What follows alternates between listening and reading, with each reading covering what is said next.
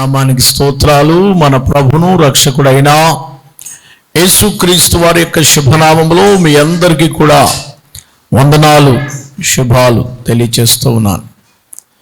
ప్రియులారా, దేవుని యొక్క మహాకృపను బట్టి ఈ దినాన్ని ప్రభు మందిరంలో చేరి ఆయన్ని ఆరాధించుకుని ఆయన నామాన్ని స్మరించి ఆయన వాక్యాన్ని వినేటువంటి గొప్ప ధన్యత దేవుడు మనకు అనుగ్రహించాడు. దేవుని వాక్యం వినటం అనేది చాలా ఆశీర్వాదకరం. వినుట వలన విశ్వాసము రెట్టింపవుద్ది. ఈ దినం నేను ఒక అధ్యాయాన్ని మేము ముందు ఉంచుతాను. ఆ అధ్యాయం అంతా చెప్పను, కానీ ఆ అధ్యాయంలో ఒక భాగాన్ని ధ్యానం చేస్తాం. మత్తయి సువార్త 14వ అధ్యాయం, మత్తయి సువార్త 14వ అధ్యాయంలో ఉన్నటువంటి ఒక భాగాన్ని మనం ధ్యానం చేస్తాం. 27వ వచనాన్ని చదువుకుందాం. వెంటనే యేసు ధైర్యం తెచ్చుకునుడి, నేనే, భయపడుకుడని వారితో చెప్పగా, పేతురు, ప్రభువా నీవే అయితే నీళ్ల మీద నడిచి నీ యొద్దకు వచ్చుటకు నాకు సెలవిమ్మని ఆయనతో అనగా అనెను. ఆయన రమ్మనగానే పేతురు దోణి దిగి యేసు నొద్దకు వెళ్ళుటకు నీళ్ల మీద నడిచాను, గాని గాలిని చూచి భయపడి మునగసాగాను. ప్రభువా నన్ను రక్షించమని కేకలు వేసిన వెంటనే యేసు చేయి చాపి అతన్ని పట్టుకుని, అల్ప విశ్వాసి ఎందుకు సందేహపడతామని అతనితో చెప్పాను. వారు దోణి ఎక్కినప్పుడు గాలి అణిగెను. దేవుడి వాక్యం మన వినికిల్లో దీవించును గాక. ప్రభునందు ప్రియులారా, ఇక్కడ మత్తయి సువార్త 14వ అధ్యాయంలో 22వ వచనం నుండి 33వ వచనం వరకు మనం ధ్యానం చేస్తాం. ఇదేనా ఈ 22 నుంచి 33 వచనం వరకు ఉన్న వాక్య భాగం ఏమిటనంటే, తుఫానుని ఎదుర్కోవటం, లేకపోతే సముద్రంలో గాలి, వేవ్స్, అలలు ఎదుర్కోవటం. ఈ దినాన్ని నా వర్తమానం ఏమిటనంటే, తుఫానులు వెనక దాగి ఉన్న ఆశీర్వాదాలు. తుఫాను లేక కష్టము, లేకపోతే అలలు, సముద్రంలో వచ్చేటువంటి వేవ్స్, ఇంగ్లీష్లో వేవ్స్ అంటారు. వేవ్స్ అంటే అలలు. ఎందుకనంటే అవి మన మేలు కొరకే. సముద్రపు అలలు, సముద్రపు తరంగాలు, లేక తుఫానులు, లేకపోతే విండ్స్, గాలి ఎందుకొరకంటే మనకి ఆశీర్వాదం కొరకే, కొంత మేలు కొరకే అనేది నా వర్తమానం. తుఫాను మేలు కొరక అదేంటండి? తుఫాను రావాలని ప్రార్థన చేస్తామా? తుఫాను వద్దని ప్రార్థన చేస్తాం. మనం తుఫానులు వద్దనే ప్రార్థన చేస్తాం. కానీ దేవుడు కొన్ని సందర్భాల్లో మన మీదకి తుఫానులు అనుమతిస్తాడు. We have face storms, we will need to face storms. తుఫానుల్ని ఎదుర్కోవాలి. తుఫానులు అనేవి మన మీదకి ఏ మానవుడు కూడా తుఫానుల్ని తప్పించుకుని వెళ్ళలేడు. తుఫానులో నుంచి ఎదురీదుకుంటా ముందుకు వెళ్ళిపోవాల్సిన వారమే కానీ వెనదిరిగే వాళ్ళం కాదు. ప్రతి వ్యక్తి కూడా ఏదో ఒక తుఫాను మన జీవితంలో ఎదుర్కొంటూ ఉంటాం. ఎందుకు పాస్టర్ గారు తుఫానులు దేవుడు పంపిస్తాడు? ఎందుకు దేవుడు ఆ రాత్రి కాలంలో వచ్చేటువంటి గాలులు పంపిస్తాడు?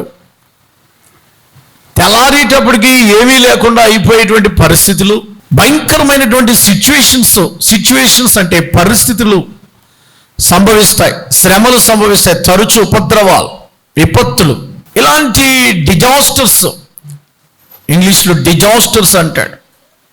విపత్తులు ఎందుకు సంభవిస్తాయి? విపత్తులు ఎందుకు మన మీదకి దేవుడు పంపిస్తున్నాడు అని అంటే, ఈవేళ అది మన ఆశీర్వాదం కొరకే. ఎందుకంటే దేవుడికి తెలిసే పంపిస్తాడు.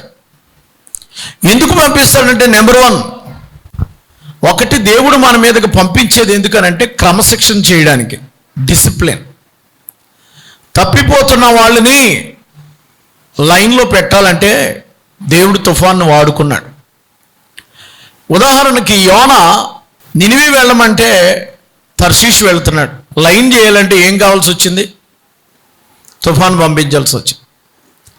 చెప్పిన మాట వినకుండా ఒక లైన్లో నుంచి ఇంకొక లైన్కి వెళ్ళిపోతున్నాం అని అంటే తుఫాను నీ మీదకి వస్తుంది. తుఫాను రావడానికి 3 కారణాలు నేను చెప్తాను.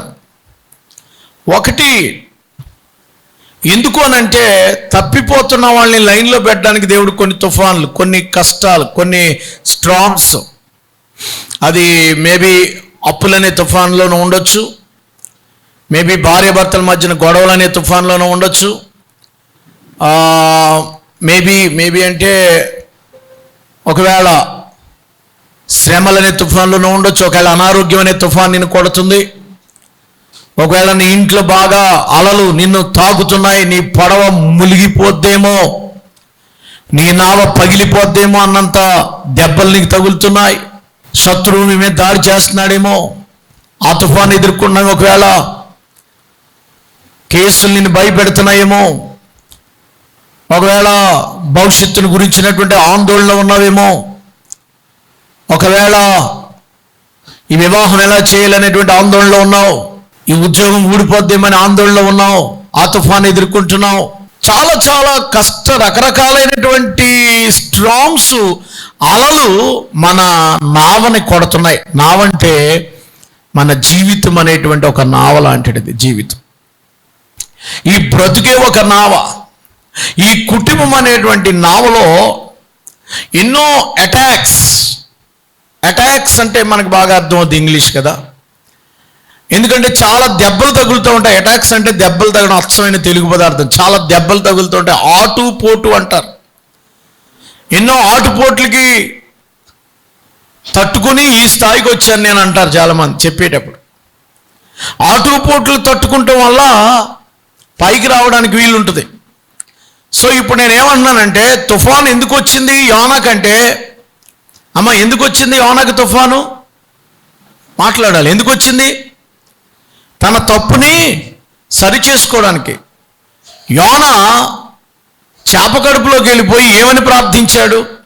ప్రభువా, తప్పైపోయింది, నన్ను క్షమించు, మరలా నీ సేవ చేస్తా అన్నాడు. ఇప్పుడు తుఫాను వచ్చినప్పుడు నేనేమన్నా తప్పు చేశానా? నేనేమన్నా పాపం చేశానా? నేనేమన్నా దూరం అయిపోయానా అని పరీక్ష చేసుకుని ప్రార్థించుకుని దేవుని దగ్గరికి చేరాలి, రక్షించమని అడగాలి. ఇది మొదటిది. రెండవది, తుఫాన్ ఎందుకు వస్తాయంటే ఏ తప్పు చేయకుండా కూడా తుఫాన్లు వస్తాయి. అవెందుకంటే దేవుడు నీకు అనుమతించాడు. ఆ తుఫాన్లో ఆయన కృప నీకు తోడుగా ఉంచటానికి, ఆ తుఫానులో నిన్ను గొప్పగా ఆశీర్వదించటానికి. అబ్రహాము ఏ తప్పు చేయలేదు, కానీ కొడుకుని బలిమ్మన్నాడు. ఎందుకని? అందులో ఆయన గెలవడానికి. యోబు ఏ తప్పు చేయలేదు, కొడుకులందరినీ తీసేశాడు. ఎందుకని? ఆయన్ని ఆశీర్వదించడానికి. కొన్ని శ్రమలు ఏ తప్పు చేయకుండా వస్తాయి. అప్పుడు మనం ఏం చేయాలంటే, ప్రభువా నీ కృప నాకు తోడుగా ఉంచు, ఈ శ్రమలు ఈ తుఫాన్లు తట్టుకోగలిగేటువంటి శక్తిని, సామర్థ్యాన్ని, లేకపోతే నీ నడిపింపు నాకు దాయిచేయి అని అడగాలి. ఇది రెండవది. ఒకటేమో తప్పు చేస్తే, తప్పు వల్ల వస్తే క్షమించమని అడగాలి, తుఫాన్ నుంచి బయటికి తీసుకొచ్చేస్తాడు. రెండవది, ఒకవేళ ఏ తప్పు లేకుండా వస్తే ఇది నన్ను పరీక్ష పెట్టడానికి వస్తుందేమో కనుక ఈ పరీక్షలో నేను నిలబడేటట్లుగా నీ కృప నాకు దయచేయి అని అడగాలి. మూడవది, తుఫాన్ ఎందుకు వస్తుంది అని అంటే మనకి కిరీటాన్ని ఇవ్వడానికి, లేకపోతే మనల్ని ఆశీర్వదించడానికి వస్తుందని ఒక దైవజనుడు తన వర్తమానంలో చెప్పాడు. సో ఇక నేను ఏం చెప్తున్నానంటే, ఇప్పుడు ఈ పాఠం ద్వారా తుఫానులు ఎందుకు వస్తాయో మనకు అర్థమవుతుంది. మనల్ని పరీక్షించడానికి, రెండవది మనకి మూడవది మనకి కిరీటాన్ని, లేకపోతే దేవుడు ఉన్నతమైన స్థాయి ఒక బిరుదు ఇవ్వడానికి. అబ్రహాము విశ్వాసంలో నెగ్గాడు. అబ్రహాముకి దేవుడు ఏమని పేరు ఇచ్చాడమ్మా? విశ్వాసులకు తండ్రి అని బిరుదు ఇచ్చాడు.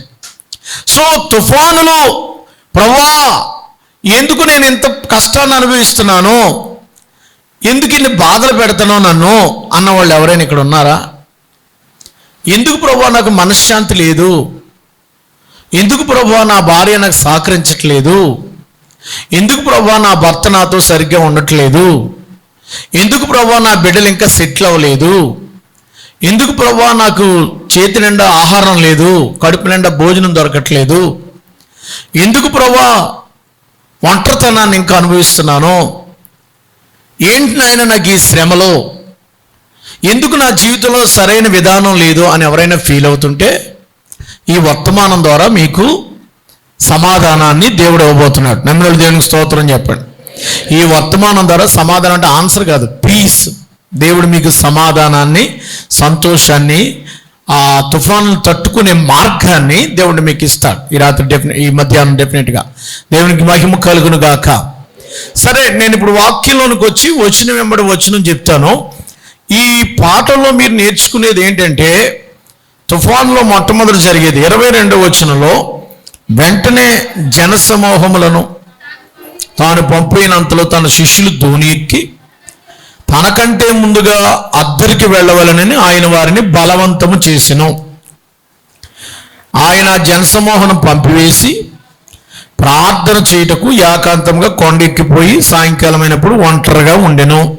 పంపించింది ఆయనే. ట్రాన్స్పోర్టేషన్. ఈవేళ 4 టీలు చెప్తాను.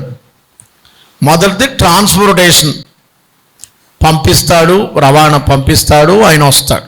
రెండవది టెస్టింగ్, మూడవది టెస్టిమోనీ, నాలుగవది ట్రాన్స్ఫర్మేషన్. ఈ 4 టీలు గుర్తుపెట్టుకోండి.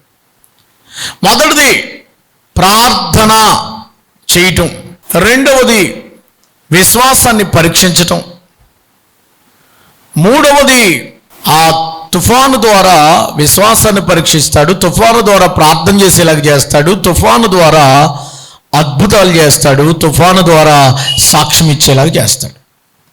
ఇది తెలుగులో ఇంకొక వివరణ, కొన్ని వివరణలు ఇస్తున్నాను మీకు.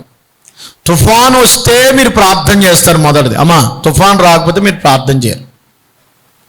రెండవది, తుఫాను రావడం వల్ల మీ విశ్వాసం ఎంతో మీకు తెలుస్తుంది, పరీక్షించబడతారు, విశ్వాసం పెంపొందించబడుతుంది. మూడవది, తుఫాను రావడం వల్ల అద్భుతం చేస్తాడు. నాలుగవది, తుఫాను రావటం వల్ల దేవుడు మిమ్మల్ని సాక్షులుగా నిలబెడతాడు, ఆయన గురించి మీరు సాక్ష్యం ఇస్తారు. ఇక ఇంకొక మాటలో చెప్తాను చూడండి. పంపిస్తాడు, ప్రార్థిస్తాడు, వస్తాడు, నడిపిస్తాడు, రక్షిస్తాడు. ఈ 5 మాటలు నేను చెప్పే ప్రసంగంలో ఈ 3 భాగాలు ఉంటాయి. ఎవరిని పంపించాడు? పంపించినోడు ఎవరు చెప్పండి? 22వ వచనంలో, వెంటనే ఆయన జనసమూహములను తాను పంపివేయనంతలో తన శిష్యులు ధోని ఎక్కి తనకంటే ముందుగా అద్దరికి వెళ్ళవలనని ఆయన వారిని బలవంతము చేశాను. ఎవరిని పంపించేశాడు? ఆయన జనసమూహాన్ని పంపించేశాడు. అంటే శిష్యులు కూడా ఆయన జనసమూహాలను పంపివేసి, సెండింగ్, ట్రాన్స్పోర్టేషను అన్నారు కదా, అక్కడ మీరు రాసుకోవాలి. పంపిస్తాడు అని చెప్పాను కదా, పంపిస్తాడు. ఈ అధ్యాయంలో 14వ అధ్యాయం మొదటి భాగంలో హేరోదు రాజు బర్త్డే జరిగిందండి. బర్త్డేకి ఈ హేరోదు రాజు అనేవాడు యేసుప్రభు ఉన్నవాడు కదా, తర్వాత వచ్చినాడు. ఈయన తన అన్నగారి భార్యని తెచ్చేసుకున్నాడు రాజుగారు. వాళ్ళ అన్నయ్య పేరు పిలుపు, అన్న భార్య అని. ఆయనకు కూతురు ఉంది, ఆవిడికి హెరోదియా ఆవిడ పేరు. కూతురు ఏమో 16 సంవత్సరాల అమ్మాయి, చిన్నపిల్ల ఏం కాదు తెచ్చుకోవడానికి. పెద్దావిని తెచ్చేసుకున్నాడు మనోడి ఈ రాజుగారు. అమ్మాయితో సహా లేపుకొచ్చి ఇంట్లో పెట్టేశాడు. ఈ లేపుకొచ్చిన అమ్మాయిని వదిలిగారిని తీసుకొచ్చాడు కదా, అక్కడ ఒక పాస్టర్ గారు ఉన్నాడు. ఆయన పేరు ఎవరంటే యోహాన్ గారు. ఆయన ఏం చేశాడంటే, మనోడు రాజుగారు అని కూడా చూడకుండా, ఏయ్ రాజా, నువ్వు చేసే తప్పు, మీ అన్ని భార్యను తెచ్చుకుంటావా? నువ్వు వ్యభిచారం చేస్తున్నావు, నువ్వు చేసేది చాలా రాంగ్, రాజు అయ్యి ఉండి ఎలాంటి తప్పుడు పనులు చేస్తావు నువ్వు అని వెళ్ళి ఆయన్ని ముఖం మీద తిట్టాడు, హెచ్చరించాడు, లేకపోతే గద్దించాడు అనుకోండి, బుద్ధి చెప్పాడు. ఇప్పుడు మీకు బుద్ధి చెప్తామంటే నచ్చుతుందా? మిమ్మల్ని గద్దిస్తే మీకు నచ్చుతుందా? నచ్చదు. మనోడికి కోపం వచ్చింది కానీ సైలెంట్ అయిపోయాడు. ఎందుకనంటే బాబాయ్, యోహాన్ గారు అంటే ఊళ్ళో అందరికీ ఆయన దేవుడితో సమానమని, పాస్టర్ గారని, చాలా మంచి వ్యక్తి అని గౌరవం, మర్యాదలు, ప్రేమ, ప్రార్థన అన్నీ ఉన్నాయి ఆయనకి. అలాంటి టైంలో మనం అతను ఏమన్నా చేస్తే మనకు రిస్క్, గొడవ అయిపోద్ది, ఊరంతా అలరైపోద్ది అని సైలెంట్గా ఉన్నాడు. కానీ లోపల ఉన్న ఆవిడ సైలెంట్గా ఉంచుతుందా? అలా సైలెంట్గా ఉన్నావే? ఎంత మాట అన్నాడు అతను? పాస్టర్ అయితే మాత్రం అనేతాడా? ఎంత బైబిల్ చెప్తే మాత్రం మొక్క మీద అందరు ఎదుగుండి చెప్పేస్తాడా? ఊళ్ళో అందరికీ పేపర్లో, టీవీలో వచ్చేసింది కదా, అది మొత్తం అందరికి తెలిసిపోయింది కదా. తెలిసినా తెలుస్తుంది, చాలా పని పేపర్లో రాపని తెలుస్తుంది కదా. అన్నగారి భార్యను తీసుకొచ్చుకుని రాణి కింద తిట్టాడంటే ఎవరికి తెలదు? నీ బాగోతాలు ఎవరికి తెలదు? నీ ఏమంటాం, ఒక మాట రాకూడదు కానీ నీ ఆరు బాగోతాలు కదా. నీ రహస్యంగా ఉన్నాయన్నీ తెలుసు దేవుడికి. సైలెంట్ అయిపోయాడు. ఆవిడ ఊరుకోలేదు. నువ్వు అలా ఊరుకుంటే ఏం కుదరదు అని అంటే, సర్లేదు ఏం చేయను, జైల్లో పెట్టించాడు. యోహాన్ గారిని తీసుకెళ్ళి జైల్లో పడేయండి అన్నాడు.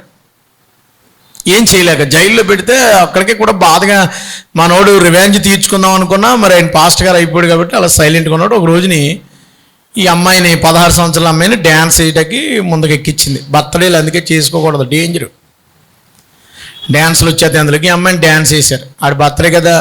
ఆ అమ్మాయి వచ్చి డ్రెస్ వేసుకుని, ఏ డ్రెస్,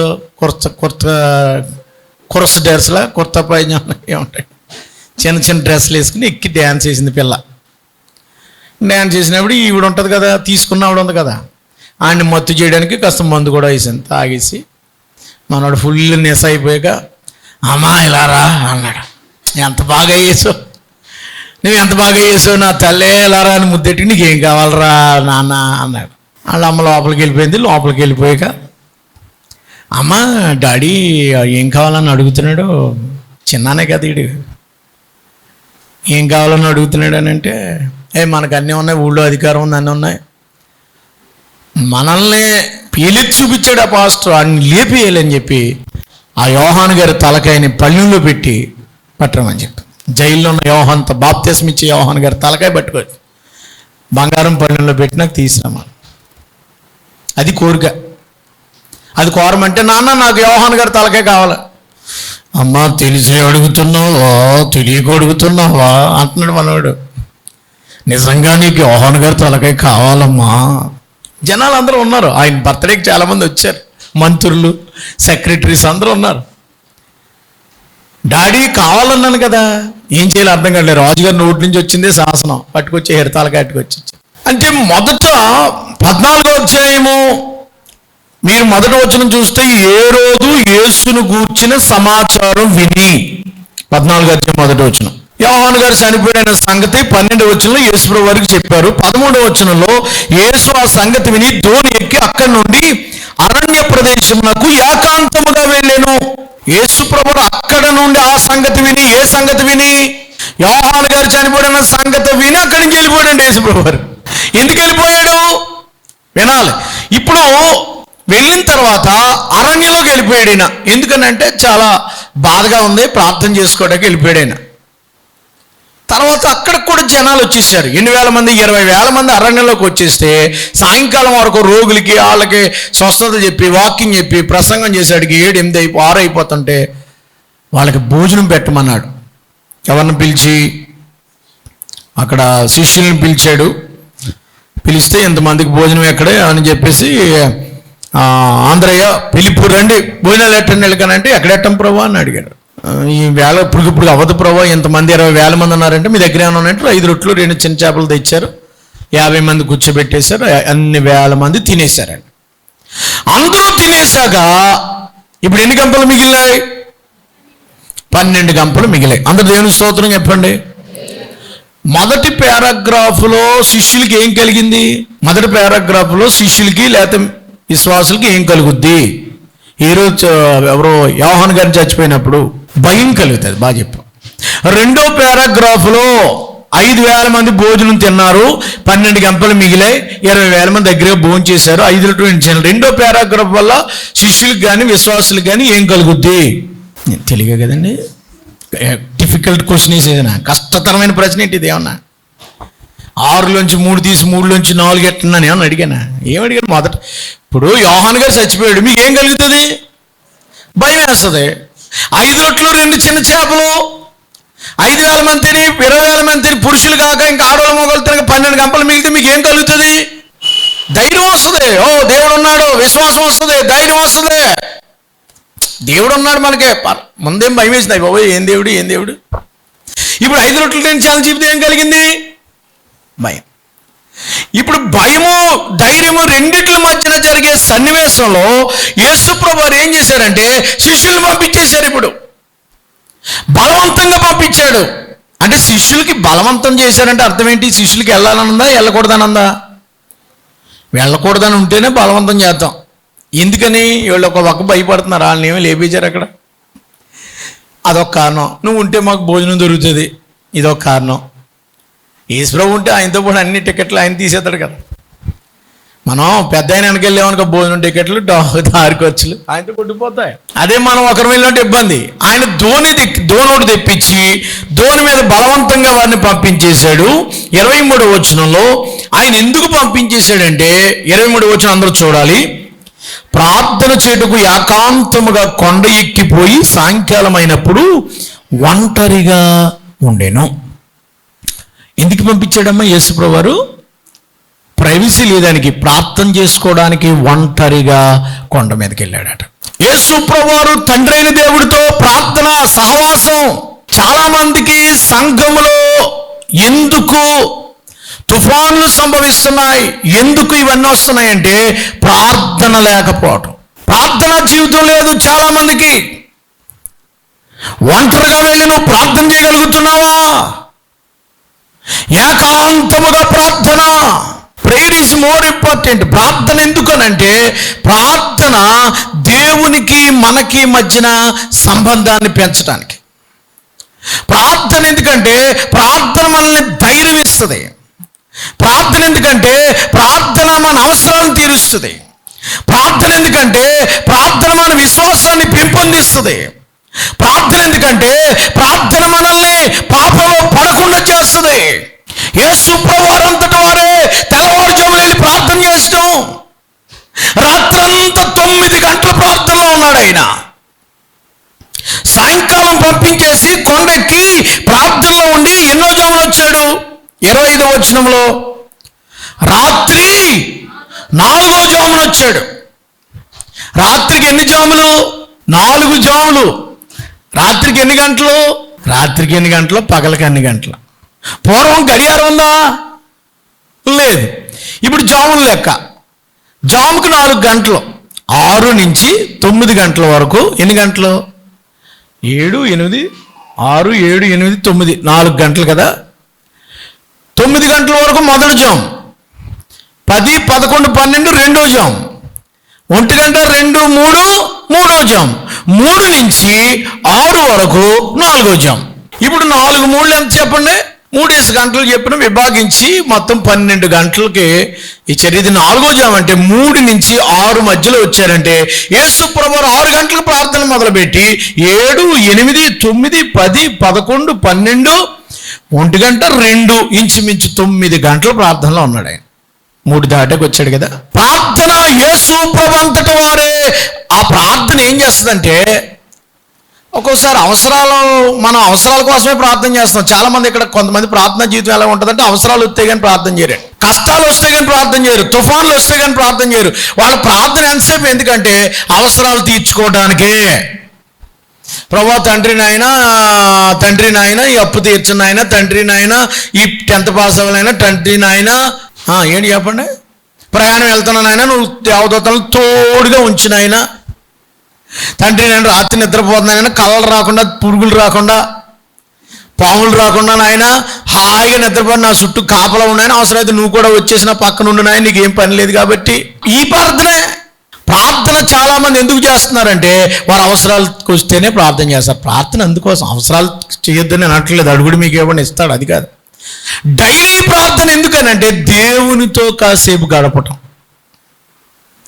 దేవునితో సహవాసాన్ని పెంచుకోవడం, దేవుని చూడాలంతే. వచ్చావా, ఎందుకు వచ్చావా నాయనా అని అడుగుతాడు. లేదు ప్రభా, ఒకసారి నీతో గడిపి నీ ముఖం చూసేస్తే నాకు చాలా హాయిగా ఉంటుంది, వేళంతా నీతో కాసేపు మాట్లాడితే నాకు హ్యాపీగా ఉంటుంది. నీతో కాసేపు గడిపితే నా జీవితం అంతా బరువు తీరిపోద్ది నాయన, అందుకు వచ్చాను. ఓకే ప్రభా, నాయన తండ్రి నువ్వు నాతో ఉండు నాయన, నన్ను నడిపించాయా, తెలియపోకుండా సాయం చేయ ప్రభా, నువ్వు నీతో స్తోత్రం నాయన, నీ కార్యాలను బట్టి. ఎందుకు వచ్చావయ్యా? నిన్ను స్తుతించడానికి నాయన, నిన్ను గనపరచు, నీ ముఖం చూసుకోవడం. ఎప్పుడైనా అలా ప్రార్థన చేశారా? హలో అమ్మా, ఎప్పుడైనా ప్రార్థన దేవునితో సహవాసం చేయడానికి వెళ్ళారా మీరు ప్రార్థనకే? పొద్దున్నే లేచి ఎందుకు ప్రార్థన చేస్తారు మీరు? మీ ప్రార్థన నేను చెప్తాను కదా, ప్రభా రాత్రి అంతా కాపాడినందుకు స్తోత్రం, ఉదయం అంతా నేను, నా భర్త, నా పిల్లలు, నా భార్య, ఆవిడేం పనికి వెళ్తాను, నేను ఇక్కడికి వెళ్తాను, నేనేమో అక్కడికి వెళ్తాను, ఆడు అక్కడికి వెళ్తాడు, వీడు ఎక్కడికి వెళ్తాను, కాపాడు. ఆమేన్. అయిపోయింది ఈ ప్రార్థన తప్ప. ప్రభా నేను నీ బిడ్డగా జీవించాలను నాయన, నీవు చిత్తమేంటి నాయన, నీ సహాయం కావాలయ్యా, నువ్వు నాలో ఉండాలి ప్రభా, నేను నీలో ఉండాలి ప్రభా, అయ్యా మనం ఏకమవ్వాలి ప్రభా, అయ్యా నువ్వు నాలోకి రావాలి ప్రభా, నీ సహవాసం నుంచి పడిపోతానేమో. ఎప్పుడైనా ఇలాంటి ప్రార్థన చేస్తావా? చెయ్యవు. ఇలాంటి ప్రార్థన వస్తుందండి మనకి? ప్రార్థన ఎందుకంటే దేవునితో సహవాసము. ప్రార్థన లేకపోతే ఎంతమంది ప్రార్థన చేసుకుంటారండి? ఒకసారి చేయొద్దండి. ఒకసారి అమ్మా మేము పొద్దుట సాయంకాలం ప్రార్థన చేస్తాం అన్నోళ్ళు వచ్చి కుడి చేస్తాండి. చూస్తాను నేను కూడా, మరి కాపర్ చూసుకోవాలి కదా. మీరు చాలామంది చేయరని నాకు అర్థమవుతుంది, మీరు చేయత్తలేదంటే మీ ప్రార్థన కూడా చేయరు. ప్రార్థన పొద్దున సాయంకాలం ప్రార్థన చేయలేని నువ్వేం క్రైస్తవురాలు, నువ్వేం విశ్వాసవి? పొద్దున సాయంకాలం ఒక అధ్యాయం కూడా చదవలేని దాన్ని నువ్వేం భక్తి పడరాలు అమ్మా? ఏం భక్తుడు అయ్యా నువ్వు? పొద్దున ఒక అధ్యాయం సాయంకాలం ఒక అధ్యాయం చదువుడు నీకు ఏం పోయింది? దేవునితో లేకుండా వెళ్ళిపోతావా? ప్రార్థన అనేది చాలా ప్రాముఖ్యమే. చాలామంది ప్రార్థన మిస్ అవుతున్నారండి, ప్రేయర్ లేదు. అందుకే నీ జీవితం ఒకసారి ఒంటరిగా నీ గదిలోకి వెళ్ళి తలుపేసుకుని ప్రార్థన చేసి చూడు, దేవుడు నీ జీవితాన్ని అద్భుతంగా చేయబోతాడు. దేవునికి స్తోత్రం కలుగును గాక. ప్రార్థన చేసేవాడి జీవితం పరిపూర్ణంగా మారిపోద్ది. ట్రాన్స్ఫర్మేషన్ అన్నాను కదా, అలా రూపాంతరం చెందుతారు. ప్రార్థన ఎందుకు చేయాలి? దేవుని చిత్తం కూడా తెలుసుకోవడానికి ప్రార్థన అవసరం. కేవలం దేవుని చిత్తం ఏంటో తెలియాలంటే నువ్వు ఆయన దగ్గర కూర్చుంటే నీకు ఆయన బయలుపరచాలి. సరే వీళ్ళు ప్రార్థన చేస్తున్నారు, శిష్యులు పంపించేశాడు కదా. శిష్యులు సముద్రం ఎక్కారు. శిష్యులు ఈ గలిలయ సముద్రం ఎక్కారండి, దోణి ఎక్కారు. అప్పటికి ఆ దోణి దరికి దూరంగా ఉండినందున 24 వచ్చిన గాలి ఎదురైందో అలలు చేత కొట్టబడుచుండెను. ఏమంటే దోణి ఎక్కిన వెంటనే వీళ్ళకి ఏమొచ్చింది? గాలి వచ్చింది. ఎక్కడొచ్చింది? మార్కు సువార్త 6వ అధ్యాయము 46-47 వచనాల్లో ఉంటుందండి. మార్కు సువార్త 6వ అధ్యాయం 46-47 వచనాలు, 48 వచనాల్లో కూడా ఉంటుంది. అప్పుడు వారికి ఏమి ఎదురైందటండి? అక్కడ విండ్స్, గాలి ఎదురైంది. దోణి నడిపించుటకు మిక్కిలి కష్టం అవుతుంది అక్కడ. చూడండి, వినండి. గాలి ఎదురయ్యింది, గాలితో పాటు కెరటాలు. మీకు అప్పుడు వచ్చింది. వేవ్స్ అంటే మీకు అర్థం అవ్వట్లేదు. కెరటాలు అలలన్నా కూడా తెలియట్లేదు, అందుకని కెరటం, పెద్ద కెరటం వచ్చిందండి. కెరటాలు వచ్చి కొడుతున్నాయి, తప్పమని కొడుతుంది దోణి. 12 మంది ఉన్నారు, ఇంకెంతమంది ఉన్నారు తెలియదు నాకు. మొత్తం మీద కెరటం వచ్చి ఒక దెబ్బ కొడుతుంది. ఎదరికి వెళ్ళట్లేదు. ఎన్ని గంటలు? 9 గంటలు సముద్రంలో ఉండిపోయారు. ఎదరికి వెళ్ళలేకపోతున్నారు. దేవుడు పంపించినోడు ఆయన. తుఫాను వస్తుందానికి తెలిసా తెలీదా? నువ్వేం కంగారు పడక్కర్లేదు, నేను పంపిందే అక్కడికి. నీకు కష్టం వస్తుందానికి తెలిసా తెలీదా? తెలుసు. నిన్ను కెరటం కొడుతుందని తెలుసా తెలీదా? తెలిసే పంపాడు. తెలియకుండా ఏం లేదు. నీకు బాధ వస్తుందని తెలుసు. ప్రభా ఎందుకు ఇలా వదిలేసావు? వాళ్ళు అడిగారు ఓసారి ఈయన పొడవలో ఉంటుండగానే తుఫాను వచ్చేసింది. నావలో పడుకున్నాడు. ఆయన పడుకుంటే తుఫాను వచ్చేది. బాబు కంగారు పడిపోయి, తండ్రి మేము చచ్చిపోతాను, నీకు బాధ లేదా? ఈయన చచ్చిపోతే ఆయన చచ్చిపోయాడు. అక్కడ జీవం గల దేవుని పక్కనెట్టుకుని మన ప్రశ్నలు ఇయ్యే. పక్కనే ఉంటాడు ఆయన. ప్రభా నీ దోనిలో ఉన్నాడు ఆయన. అయినా సరే ప్రభా బాబా నీకు బాధ లేదా, నీకు చింత లేదా, నీకు దుఃఖం లేదా, నేను ఎంత బాధపడుతున్నాను. రాత్రంతా కూడా నీళ్ళు చేస్తూనే ఉన్నాను. 9 గంటలు నిద్ర లేదు వీళ్ళకి. చేపలు లేవు, దోణి ఎదరికెళ్ళట్లేదు, తుఫానేమో దేవు చేరే దారి లేదు. నట్టనడి సముద్రంలో రేగింది తుఫాన్. ఇప్పుడు చూడండి, వీళ్ళు ఏమో తుఫాన్లో ఉన్నారు. ఎవరు? తుఫాన్ అంటే గాలి కొడుతుంది, కెరటాలు వస్తున్నాయి, ఎదరికి వెళ్ళలేకపోతున్నారు. నావేమో కష్టం అయిపోయింది, బతుకు చాలా కష్టంగా ఉంది, ఎదరికి వెళ్ళట్లేదు. చాలామంది బ్రతుకులు కూడా చాలా కష్టంగా ఉన్నాయి, ఎదరికి వెళ్ళట్లే. ఎంతో కష్టంతో ఈదుతున్నారు సంసారాన్ని, ఎంతో కష్టంతో దాన్ని ముందుకు నడిపిస్తున్నారు. చాలా కెరటాలు అడ్డంగా వస్తున్నాయి. ఒక పని చేద్దామంటే అది అవ్వట్లా. కొంచెం ఎదరికెళ్ళి ఏదో పని చేసుకుందామంటే అది చేతికి అందట్లేదు. ఇంకా ఎక్కడో అక్కడే డ్రాప్ అయిపోతున్నాం. మరో కెరటం కొడుతుంది, మరో కెరటం కొడుతుంది. అంత దూరం వెళ్ళిన కెరటం మళ్ళీ వెనక్కి, ఎంత దూరం అయితే ఎదరికి వెళ్ళింది బండి మళ్ళీ అంత వెనక్కి వచ్చేస్తుంది. మళ్ళా అయ్యయ్యో, వెరీ డిఫికల్ట్ సిచ్యువేషన్స్. చాలా కష్టతరంగా ఉంది. చూస్తేనేమో రాత్రి కాలం, పగటి కాదు, అది పగలు కాదు, రాత్రి వచ్చింది. రాత్రి పడేది కష్టం. చాలా కష్టతరంగా ఉందంట. చాలా మంది లైఫ్లు కష్టతరంగా ఉన్నాయి. చాలా మంది జీవితాలు కష్టతరంగా ఉన్నాయి. అంత నాట్ ఈజీ, నాట్ సేఫ్.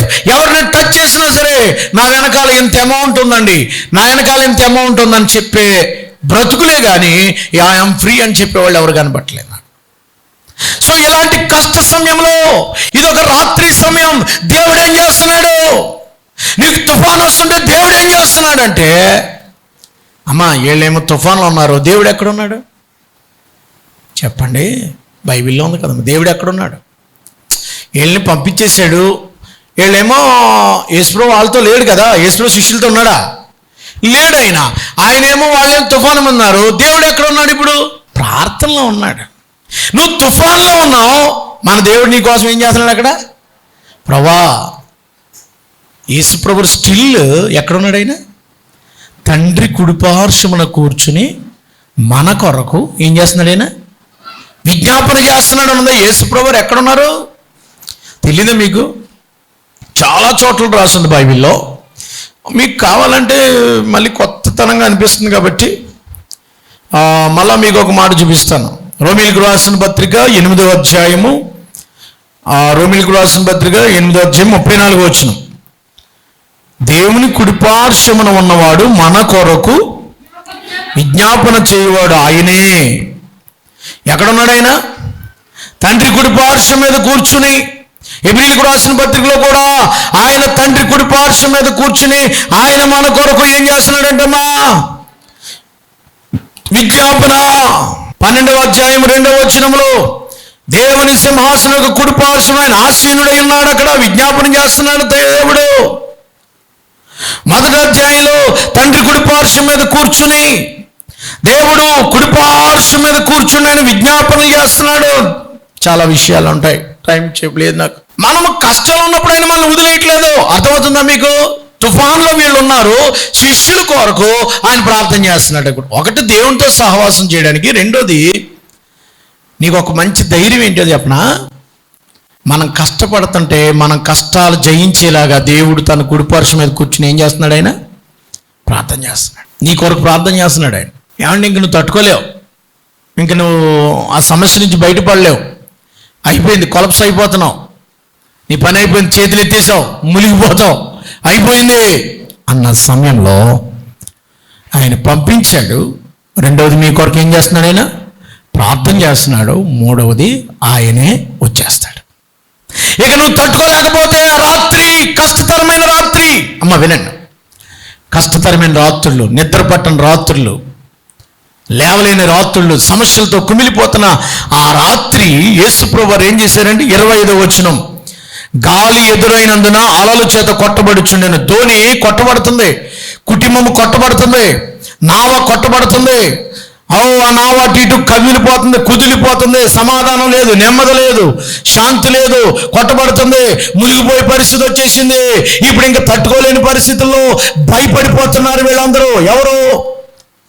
శిష్యులు ప్రాణాలు పోతాయని భయపడిపోతున్నారు. ప్రాణమైపోద్దేమో, ఈ రాత్రికి గ్రేవ్ చేరితే చాలు, ఈ గుండె ఎగిరిపోయేలాగా ఉంది, బతుకు బాగాలేదు, ఇక నేను అప్పులు తీర్చలేక చచ్చిపోతాను, ఇక నేను ఈ బాధ భరించలేను, ఈ భర్త పెట్టి హింసలు భరించలేను, నేను చచ్చిపోతాను, ఇక నేను నాకున్నటువంటి ఈ సమస్య టార్చర్ భరించలేకపోతున్నాడు.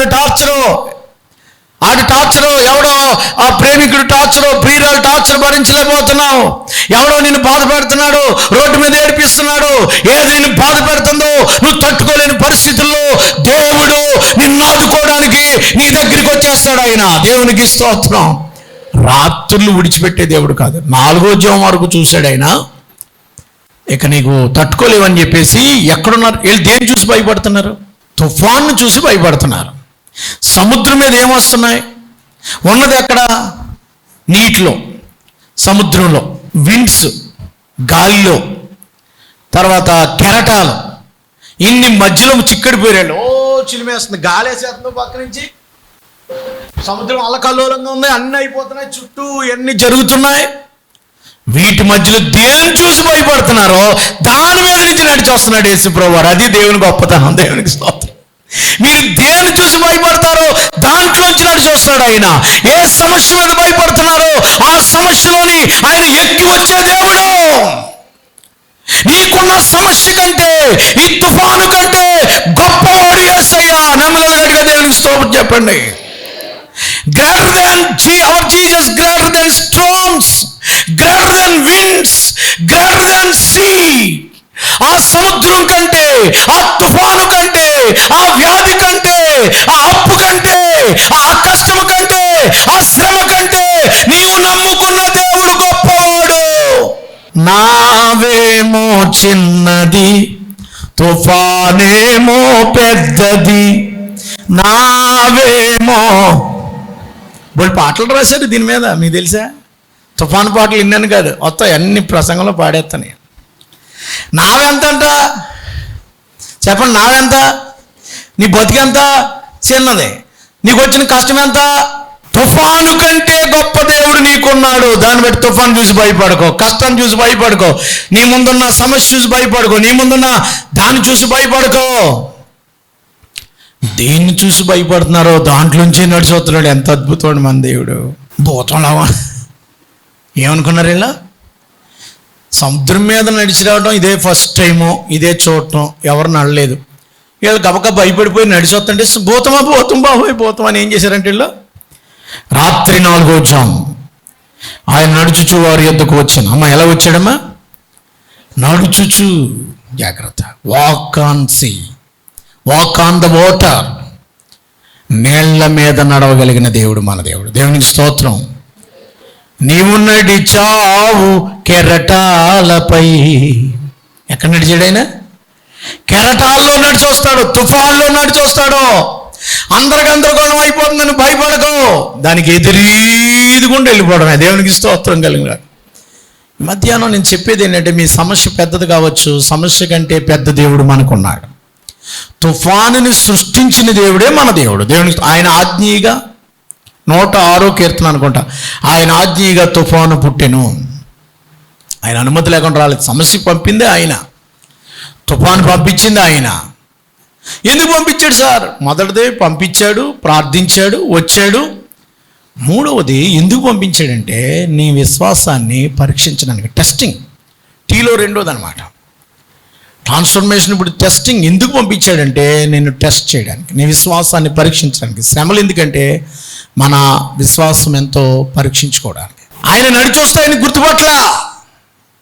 చాలామంది చర్చిలో ఉంటారు కానీ, చాలామంది పాటలు పాడతారు కానీ, చాలామంది దేవుని పిల్ల అనిపించుకుంటారు కానీ దేవుని గుర్తుపట్టరు. అదే దేవుడు మాట్లాడితే గుర్తుపట్టరు, దేవుడు సహాయం చేస్తే గుర్తుపట్టరు, దేవుడు నడిపిస్తుంటే గుర్తుపట్టరు. గుర్తుపట్టాలి. గుర్తుపట్టే ప్రసంగంలో చెప్పాను, ఇప్పుడు ఇంకక్కర్లేదు.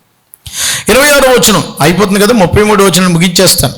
ఆయన సముద్రం మీద నడుచుట శిష్యులు చూచి తొందరపడి భూతమని చెప్పుకుని భయంతో రోరింగ్ కేకలు వేశారు. బావు ప్రభా ఏంటి ఏంటి ఎవరు ఎవరు? యేసు ప్రభు వారు ఏమన్నారు తెలుసా? వెంటనే యేసు ధైర్యం తెచ్చుకొనుడి నేనే. Don't fear. ధైర్యం తెచ్చుకోండి, ధైర్యం తెచ్చుకోండి, నేనే. భయపడకుడి. ఏంటమ్మా?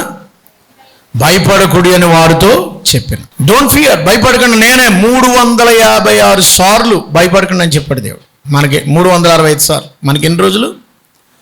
365 డేస్కి సరిపడా బైబిల్లో 365 సార్లు భయపడకండి అని ఉంది. భయపడకుడి, భయపడకుడి.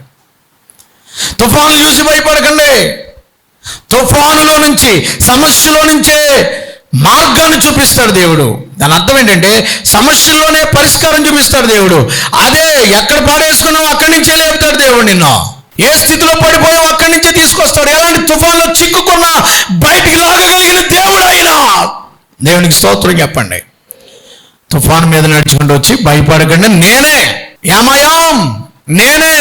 ఎవరైనా నేనే మార్గము, ఆయాం, నేనే మార్గము, నేనే సత్యము, నేనే జీవము, నేనే గొర్రెలకు మంచి కాపరిని నేనే, నేనే ద్వారమును, నేనే living bread. I am the living bread, I am the shepherd.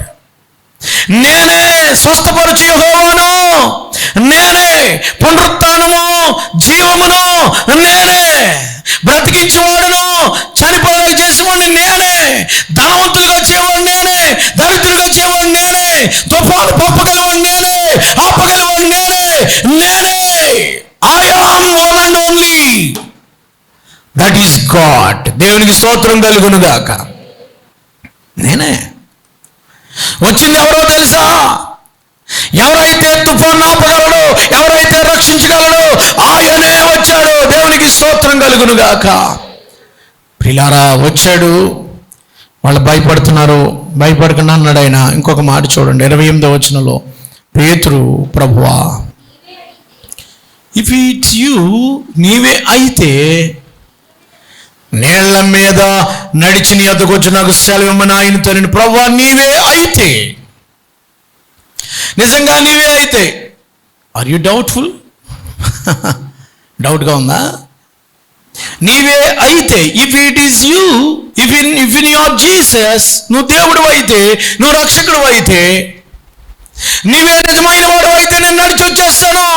మనకు ఒక్కొక్కసారి అవిశ్వాసం వస్తుంది, మనకు ఒకసారి నువ్వే అయితే అనే పదం వస్తుంది. అలాంటప్పుడు భయపడకండి. దేవుడు అంటాడు, నేనే, నేను మాట్లాడకండి అండు. ఒకే ఒక మాట చెప్పాడు, రా కమ్. సముద్రం మీద నడుస్తావా? పక్కోళ్ళు తోమ ఉన్నాడు కదా, మునిగిపోతావు. తోమ డౌటింగ్ కదా, మునిగిపోతే ఏమైపోతావు? పక్కన ఏం చాలా జాగ్రత్త జాగ్రత్త. 12 మంది శిష్యులు వెనకలాగేస్తారు. మన విశ్వాసం ఎదగలనెవరు? ఎంత గొప్ప విశ్వాసం అండి పేతురు గారికి. పేతురు గారికి ఫస్ట్ స్టార్టింగ్లో చాలా గొప్ప విశ్వాసం. ప్రభు నువ్వైతే నేను నడిచేస్తాను, ఎక్కడికైనా వెళ్ళిపోతాను, నువ్వు ఉంటే నాకు చాలు, ఎక్కడికైనా వెళ్ళిపోతాను, ఏమైనా చేసేస్తాను, నువ్వు ఉంటే నీళ్ళైనా నడిచేస్తాను, నువ్వు ఉంటే అగ్నిలో నడిచేస్తాను, నువ్వైతే నేను ఏదైనా చేస్తాను ప్రభా, నువ్వైతే నాకేం భయం లేదు. అది దాని అర్థం, నువ్వైతే నాకేం భయం లేదు, దేవుడు అయితే నేను నడిచి వచ్చేస్తాను అన్నాడు. గొప్ప విశ్వాసం ఉండాలండి. 12 మంది ఉన్నారు. ఎవడైనా ఛాలెంజ్గా ముందుకు వచ్చాడమ్మా? ఎవడైనా 12 మంది ఎవడైనా ముందుకు వచ్చాడు నడుతానని? చాలామంది అదే కేటగిరీ ఇక్కడ ఉన్న వాళ్ళు అంతా. మనకెందుకు లే అవడం, సముద్రంలో నడిచేంత మనగాడు. మన విశ్వాసాన్ని ఎవడు ప్రోత్సహించడు. ఎవరు ముందుకు దూకుతారని చూస్తారు. నువ్వు వెళ్ళు, నువ్వు చెప్పు, నువ్వు వెయ్యి, నేను వెయ్యి. తెగించి ఇచ్చేవాడు కావాలా, తెగించి దూకేవాడు కావాలా, తెగించి పని చేసేవాడు కావాలా. ఆడెళ్తే నేను మీలో మారు మనసు చేయొద్దండి. ఇలా చూస్తారు ఏంటో నాకు అర్థం. చాలా ప్రసంగాలకి వెళ్తాను కదా, నిజంగా దేవునితో మాట్లాడి చేయొద్దండి అంటే దాని అర్థం ఏంటి? తెగింపు లేదు నీకు. ఏంటి దాని అర్థం ఏంటి చెప్పండి? ఏంటి దాని అర్థం ఏంటి? వెనక్కి చూసారంటే మీరు, ఎవడైనా ఎత్తిదా అది నీ విశ్వాసం. దేవుడి మీద కాదు, ఎవడైనా ఎత్తే అప్పుడు ఇద్దాం. ఎవడైనా ముందుకెళ్తే ఏమంటే అందరు ఇద్దామా అని అడుగుతున్నాను నిన్న. ఎవడ ముందుకు రావట్లేదు. వాళ్ళిస్తే నేను ఇస్తాను అన్నాడు. ఇచ్చేవాడు ఎవడ ముందుకు రండి, ఏముందా టాకా ఇచ్చేసారు. అప్పుడు ఆ చనిపోయినానికి కొంత సహాయం చేసాను నిన్న. అక్కడికి వెళ్ళి స్మారకం ఇస్తే ఇవ్వండి, అది మానేయండి. ఏంటిది? ఇదిగో సార్ నా 500 అన్నాడు. 12 మందిలో 12 5 ఇచ్చారు, 6,000, ఇంకొక 6,000 వేసి 12,000 ఇచ్చేసాను. దేవునికి స్తోత్రం కలుగును గాక. ఇచ్చేవాడు తెగించేవాడు కావాలి. తెగించేవాడు పేతురులో ఉన్న విశ్వాసం ఏంటో, పేతురులో ఉన్నటువంటి గొప్పతనం ఏంటో, పేతురులో ఉన్నటువంటి కరిస్మా ఏంటో, పేతురులో ఉన్నటువంటి ఛాలెంజ్ ఏంటో, పేతురులో ఉన్నటువంటి కరేజ్ ఏంటో బయటపడింది. పేతురు గారు లాంటి వాడు కావాలి. పేతురు గారు ఏదో మనం చిన్న చూపు చేయడానికి అసలు దూకేవాడు కావాలి కదా. అసలు ఎవడ యాత్ర కన్నప్పుడు ముందుకు వచ్చాడు, అదన్నా సంతోషం. దేవునికి స్తోత్రం కలుగును గాక. ములుగుతాడో సత్తాడో లెగుతాడో తర్వాత విషయం, ముందు దిగాడు. దోణి ఎక్కడుంది? తుఫాన్లో. దోణి ఎక్కడుంది? సముద్రం మధ్యలో. నట్టనడి సముద్రాన్ని అని పాడాను పాట. నట్టనడి సముద్రంలో ఉంది. యేసుప్రభు ఎక్కడున్నాడు? సముద్రం మీద ఉన్నాడు. తుఫాన్ అలాగే వస్తుంది. చుట్టూ కెరటాలు ఉన్నాయి. ఈ మధ్యలో ఇది జరుగుతుంది. ఆయన కెరటాల మధ్య నడుచుకుంటూ వస్తుంటే, ప్రభు నువ్వైతే నేను నడిచేస్తాను. ఎంత ఎత్తు కెరటం. పేతురు గారు ఎంత ఉన్నాడు. కెరటాలు వచ్చేస్తున్నాయి. ఆ కెరటాలు నువ్వైతే వచ్చేస్తానని దూకేశాడు. విశ్వాసంతో అడుగెట్టాడు. యేసు వైపు చూచి సముద్రంలో నడిచేశాడు. పంపిస్తాడు, ప్రార్థిస్తాడు, కష్టంలో ఉంటే నడిచొస్తాడు, ఇంకొకటి ఏంటంటే నడిపిస్తాడు. అయిపోయినాయి. ఆఖరి మాట, పంపిస్తాడు, ప్రార్థిస్తాడు, నడిచొస్తాడు. నువ్వు కష్టంలో నిన్ను వదిలిపెట్టడు, ఆ తుఫాను నిన్ను వదిలేయడు, ఆ శ్రమలో నిన్ను వదిలేయడు, నడిచొస్తాడు, నడిపిస్తాడు కెరటంలో నిన్ను. దేవునికి స్తోత్రం. పేతురు నడిచి వెళ్ళిపోతున్నాడు. ఎక్కడమ్మా? నేల మీద నడిచినట్టు. కొత్త మనకి సముద్రం లేదన్నా మన రూప్ వేశారు. ఎక్కడ? విశాఖపట్నంలో. రూప్ అంటే తెప్పలాంటిది వేశారు. దాని మీద సముద్రంలో నడిచి వెళ్ళొచ్చు అనమాట. అది తెగిపోయింది మొన్న. రోపుల మీద అవి కుదరవండి. రోప్ మీద నడిస్తేనే ఇలాగ వెళ్ళిపోతుంది అది. ఈయన తుఫాన్లో నడిచాడు. ఈయన ఎక్కడ నడిచాడండి? అబ్బా చాలా బాగా నడిచాడు. 1-2 అడుగులు వేసాడు అనుకోండి, వెనక్కి వచ్చేది. 10 అడుగులు వేసేసాడు. ఎవరిని చూసుకుంటే 10 అడుగులు వేసాడు. పేతురు, ప్రభువా నీవైతే నడిచి వచ్చి నేను రమ్మనగానే పేతురు దోణి ఎక్కి యేసునొద్దకు వెళ్ళుటకు నీళ్ల మీద నడిచెను గాని. నీళ్ళ మీద నడిచేశాడు. అమ్మా, నీళ్ళ మీద నడిచింది బైబిల్లో ఇద్దరు. నీళ్ళ మీద నడిచింది బైబిల్లో ఇద్దరు. ఒకటి యేసు ప్రభు, 2 పేతురు. దేవునికి స్తోత్రం. ఒకటి ట్రాన్స్పోర్ట్, రెండవది టెస్టింగ్, మూడవది ట్రాన్స్ఫర్మేషను. విట్నెస్కి వస్తాను, టెస్ట్ మనీకి వస్తున్నాను. దేవుళ్ళలాగా మార్చేస్తాడు మనల్ని. రూపాంతరం చెందుతాడు. దేవుడు నడిచినట్టుగా నడిపిస్తాడు. దేవుడు చేసినట్టుగా చేయిస్తాడు. నీలో ఉండి ఆయన రూపాంతరంలోనికి, ఆయన సమరూపంలోనికి, ఆయనలాగా మనం ఉండాలని కోరుకుంటాడు ఆయన. దేవునికి స్తోత్రం కలుగును గాక. ఇప్పుడు 28, 29 వచనాలు, 29, 30 వచనాలు కొన్ని పాఠాలు నేర్చుకుని ముగించేద్దాం. యేసును చూచి బాగానే నడిచాడు. తర్వాత ఏం జరిగిందమ్మా? ఎవరిని చూశాడు? మళ్ళీ ఇప్పుడు గాలిని చూశాడు. ఎవరిని చూశాడు? ఇంతవరకు ఎవరిని చూశాడు? యేసు ప్రభువుని చూసినంతసేపు నీళ్ళ మీద నడిచాడు.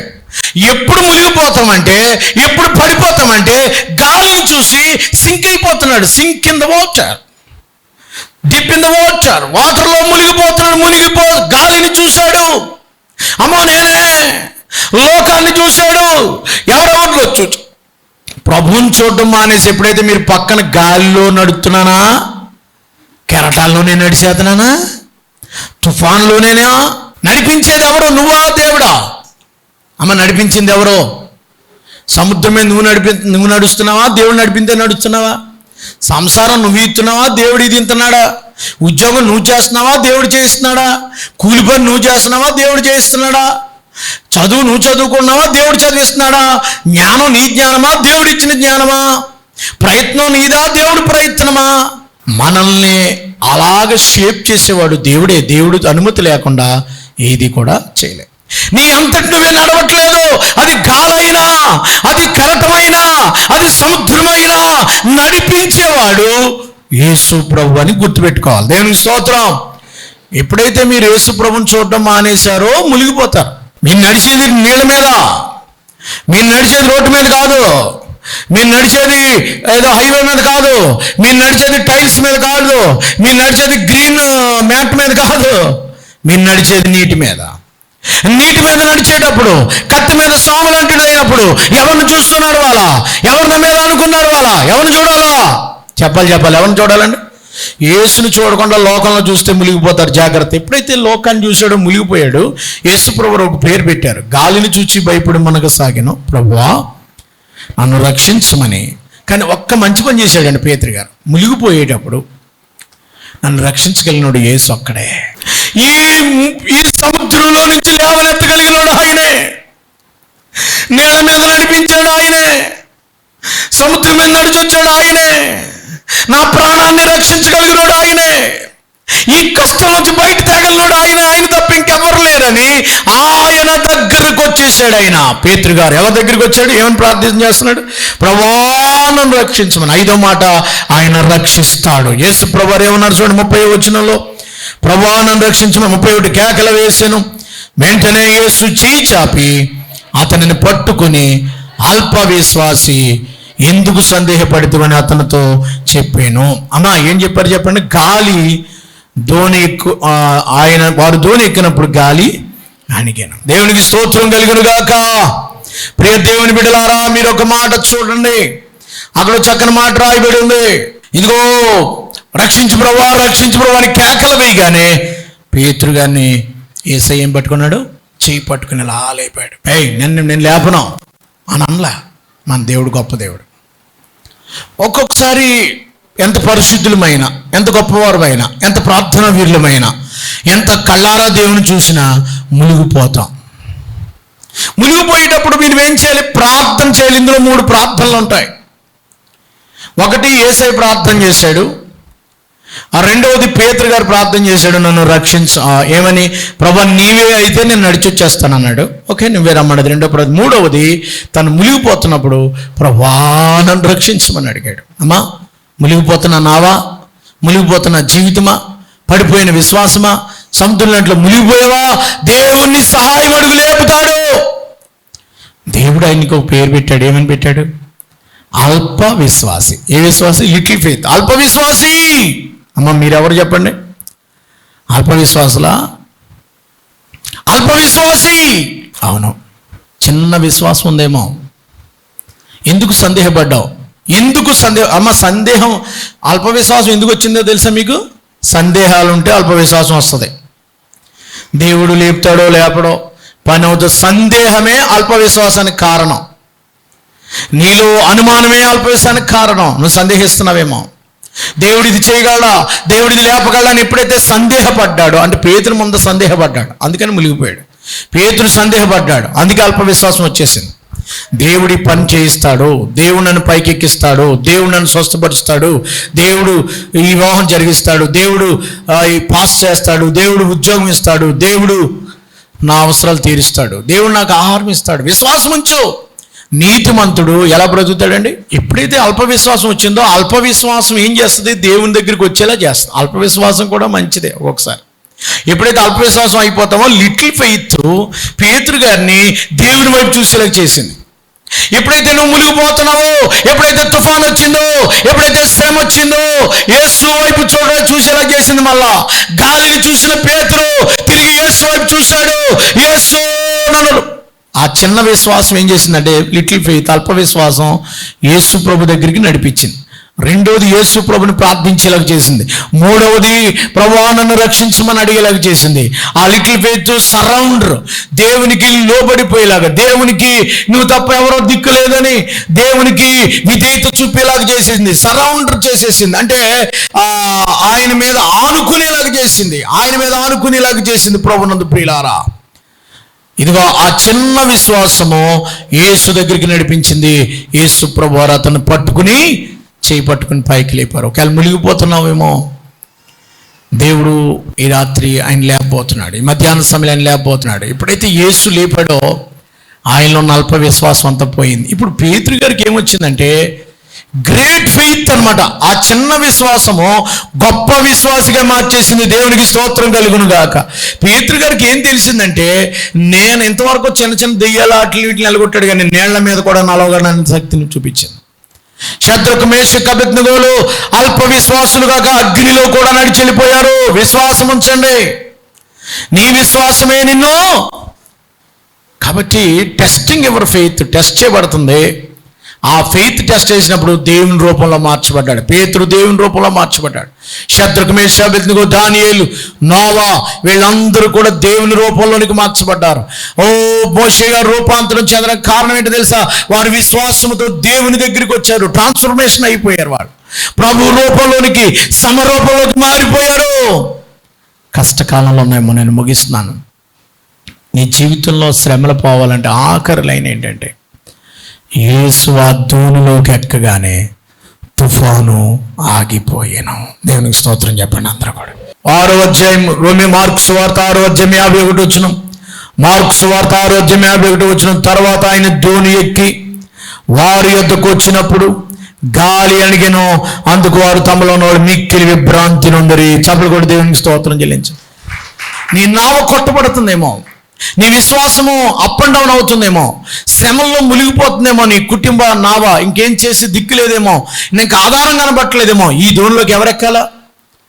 దోణి ములుగదో, నువ్వు మునిగిపోవో, ఈ దోనిలోనికి యేసు ఎక్కుతాడు. ప్రజలందరూ అనుకున్నారు దోని మునిగిపోయింది అనుకుంటున్నారు, అయిపోయింది పని అనుకుంటున్నారు. యేసు దోని ఎక్కగానే తుఫాన్ ఆగిపోయింది. దేవునికి స్తోత్రం.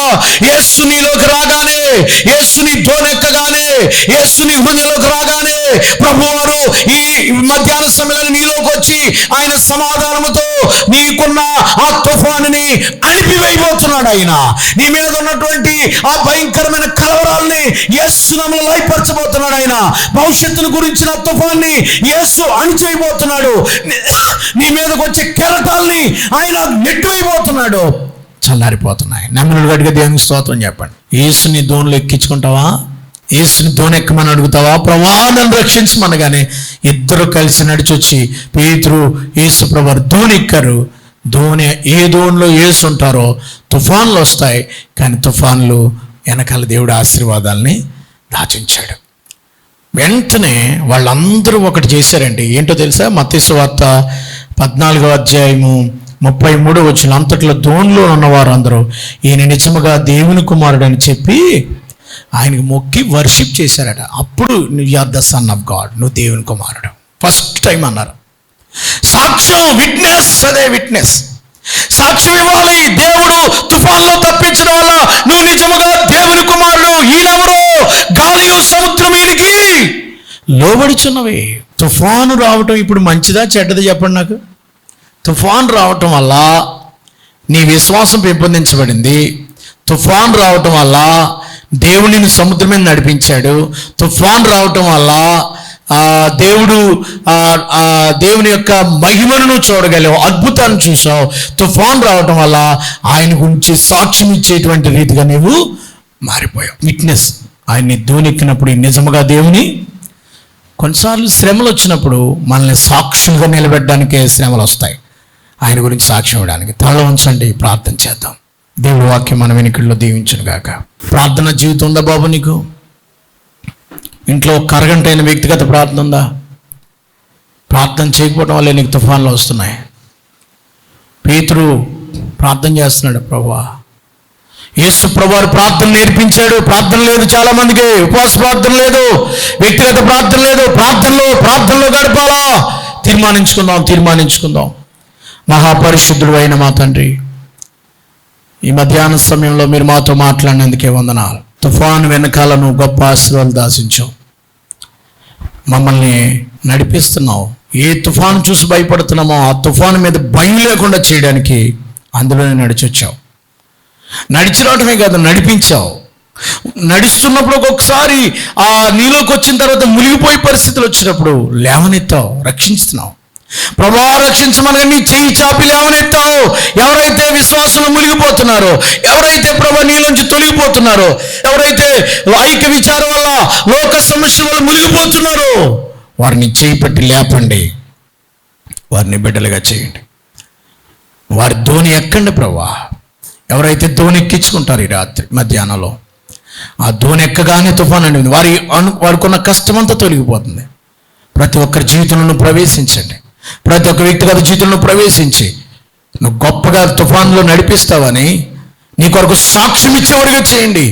మా దోణిలోకి మీరు రండి, మీరు ఎక్కగానే మేము నడిపించబడతాం. సాక్ష్యం ఎత్తబడుతుంది కనుక అటువంటి సాక్ష్యం ఇచ్చేవారుగా చేయండి. ఎత్తబడిన వాక్యం ఫలింప చేయమని, మీరే వారిని నడిపించమని యేసు ప్రభువారి పేరట వేడుకొనుచున్నాము తండ్రి. ఆమేన్.